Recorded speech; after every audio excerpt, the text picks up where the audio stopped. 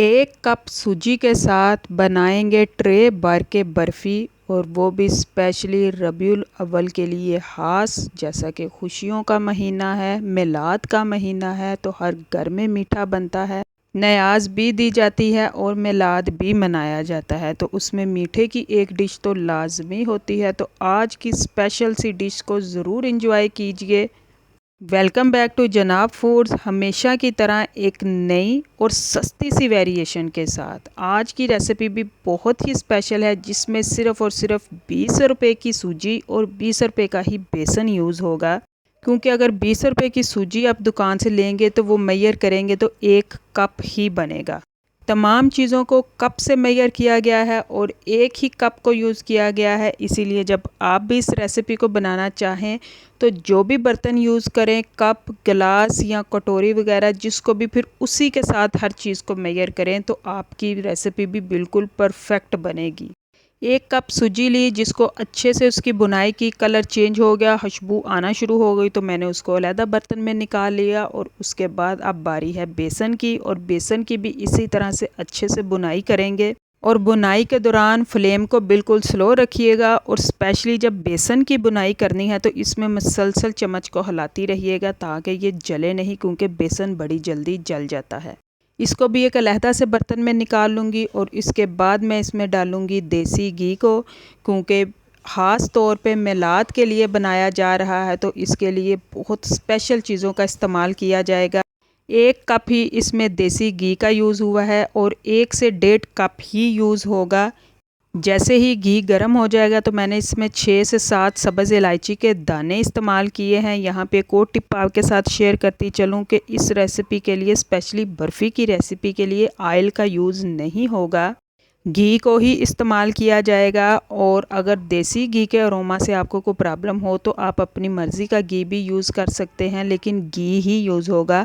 अगर घी नहीं लगाएंगे तो इसकी बर्फ़ी की फ़ाइनल जो शेप है वो नहीं आएगी।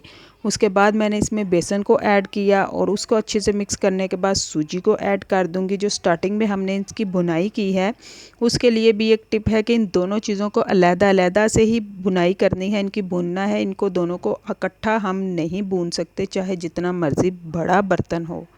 फ्लेम को बिल्कुल स्लो ही रखते हुए हम इसकी बड़ी अच्छे से बुनाई करेंगे। और घी में इन दोनों चीज़ों को डालने के बाद इनके के बनने की जो खुशबू है वो बहुत जल्दी आना शुरू हो जाएगी, लेकिन मज़ीद इनकी बड़ी अच्छे से बुनाई होगी। और बुनाई के दौरान जो बेसन और सूजी की खुशबू खिलेगी, उस खुशबू से ही हमें अंदाज़ा हो जाएगा कि इनकी बुनाई बड़ी अच्छे से हो चुकी है। और साथ ही साथ बेसन और सूजी का कलर भी चेंज होता रहेगा जब ये अच्छे से बुनाए जाएंगे। वीडियो पसंद आए तो हौसला अफजाई के लिए चैनल को सब्सक्राइब करती जाएं और उसके साथ साथ प्यारा सा कमेंट भी लाजमी पास कीजिए कि आज की जो सूजी और बेसन की ये रेसिपी है ये आपको कैसी लगी। इसके अलावा बहुत सारे ऐसे त्यौहार आते हैं जिन पे मीठा बनाना लाजमी होता है। बहुत से लोग न्याज देते हैं, बहुत से लोग बना के बच्चों में बांट देते हैं, तो उसके लिए भी ये रेसिपी बिल्कुल परफेक्ट है। घर में बनाएं, खलूस नीयत से बनाएं और फिर अल्लाह की राह में इसको तकसीम करें तो उसका अजर भी मिलेगा। उसके बाद मैंने इसमें डाला है 1 कप के बराबर तिल, सफ़ेद वाले तिल को यूज़ किया गया है। और यहाँ पे अगर आप अपनी पसंद के नट्स को चेंज करना चाहें तो चेंज भी कर सकते हैं, लेकिन मैं हमेशा ऐसी चीज़ को यूज़ करती हूँ कि जो हर किसी के लिए अफोर्डेबल हो।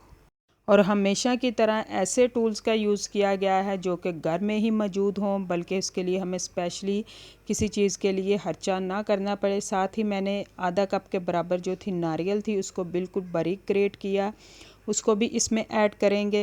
और अगर इसमें हम बात करें चीनी की तो टोटल 2 कप यूज़ हुए हैं। इसमें 1 कप सूजी का था और 1 कप बेसन का था, तो इसलिए चीनी इसमें 1 कप नहीं बल्कि 1.5 कप यूज़ होगी। और आप इसको अगर साबुत चाहें तो भी ऐड कर सकते हैं, और अगर इसको पाउडर फॉर्म में ऐड करना चाहें तो भी कर सकते हैं। दोनों तरह से ही रेसिपी को कोई फ़र्क नहीं पड़ेगा।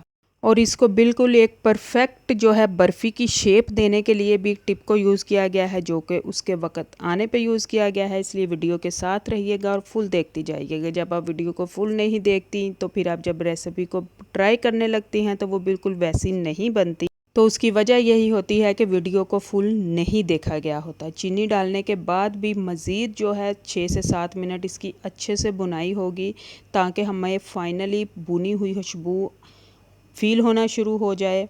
और इस बर्फ़ी को आप बनाकर सिर्फ घर में ही स्टोर नहीं कर सकते, बल्कि एज़ अ सौगात भी अगर कहीं भेजना हो तो भी ये रेसिपी बिल्कुल परफेक्ट है और बहुत पसंद की जाएगी। उसके बाद वही वाला 1 कप जो मैंने बार बार मेजर किया था, इसमें डाल दिया दूध की जगह पानी को भी ऐड किया जा सकता है। इससे क्या होगा कि जब फाइनली हम बर्फ़ी की शेप देने के लिए इस सारे बैटर को डिश आउट करेंगे तो बड़ी जल्दी ही ये बिल्कुल सेट भी हो जाएगा और बर्फ़ी की जो शेप है वो भी बिल्कुल परफेक्ट आएगी।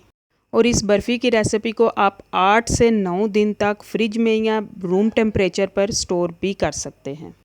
उसके बाद मैंने किसी मोल्ड का यूज़ नहीं किया, बल्कि एक ट्रे को ही यूज़ किया है, जिसके लिए मैं अपनी बहुत सारी रेसिपीज़ में यूज़ करती हूँ और आपको दिखाती हूँ कि इन टूल्स को यूज़ करते हुए भी हम घर में परफेक्ट हलवाइयों जैसी मिठाई बना सकते हैं।